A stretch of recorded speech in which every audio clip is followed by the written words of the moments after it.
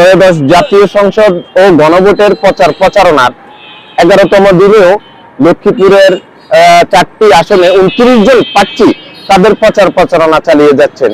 সকালে লক্ষ্মীপুর পৌর 6 নং ওয়ার্ডে বাংলাদেশ জামায়াত ইসলামের প্রার্থী ডক্টর রেজাউল করিম তিনি তার প্রচারণা চালিয়ে গেছেন। অপরদিকে বিএনপির যুগ্ম মহাসচিব শহীদুদ্দিন চৌধুরী তিনি লক্ষ্মীপুর পৌরসভার 10 নং ওয়ার্ডে তার নির্বাচনী প্রচারণা চালিয়ে যাচ্ছেন। অপরদিকে লক্ষ্মীপুরের 3টি আসন রায়পুর, রামগঞ্জ এবং রামগতি কমলনগর আসনের প্রার্থীরা তাদের প্রচারণা চালিয়ে যাচ্ছেন।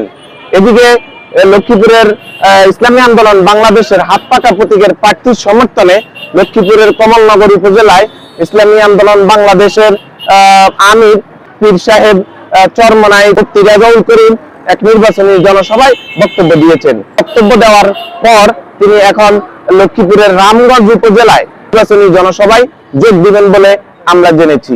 এদিকে লক্ষ্মীপুরের পৌরসভার যে জামায়াত ইসলামের প্রার্থী পৌরসভায় যে গণসংযোগ করেছেন তার কাছে ভোটাররা লক্ষ্মীপুর পৌরসভার বিভিন্ন ওয়ার্ডে ড্রেনেজের সমস্যা, রাস্তার সমস্যা সহ বিভিন্ন দাবি তুলে ধরেন। তিনি নির্বাচিত হলে এইসব সমস্যার সমাধান করবেন বলে ভোটারদেরকে জানিয়েছেন। অপরদিকে দানের শীষ প্রতীকের প্রার্থী বিএনপির যুগ্ম মহাসচিব শহীদুদ্দিন চৌধুরী 10 নং ওয়ার্ডে যে নির্বাচনী প্রচারণা তিনি চালিয়েছেন সেখানেও তিনি বলেছেন যে পৌরসভার নাগরিক যে সমস্যাগুলো আছে এবং পৌরসভার যে ড্রেনেজ ব্যবস্থা সহ লক্ষ্মীপুরের 3 আসনে যে সমস্যাগুলো ছিল এবং সেই সমস্যাগুলা তিনি সমাধান করবেন।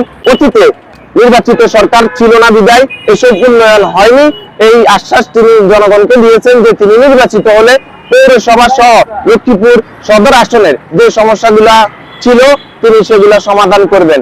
এদিকে আজকে তিনি দানের শীষ প্রতীকের পাশাপাশি তিনি গণভোট নিয়ে হ্যাঁ ভোট চাইলেন। আমরা সাধারণ ভোটারদের সাথে কথা বলেছি, তারা আমাদেরকে যেমনটি জানিয়েছেন যে লক্ষ্মীপুরের উন্নয়নমুখী পৌরসভার যে সমস্যাগুলো আছে, ড্রেনেজের ব্যবস্থা, রাস্তা সংস্কার সহ যে সমস্যাগুলো আছে, যিনি আমাদের এই সমস্যাগুলো সমাধান করবেন আমরা তাকেই ভোট দিব এবং লক্ষ্মীপুরের শান্তি শৃঙ্খলা যিনি বজায় রাখবেন একজন ন্যায় নীতি ও আদর্শবান নেতাকেই তারা নির্বাচিত করে সংসদে পাঠাবে।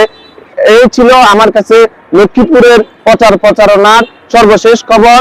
ফিরোজ আলম রাসেল, দৈনিক নয়া শতাব্দী, লক্ষ্মীপুর।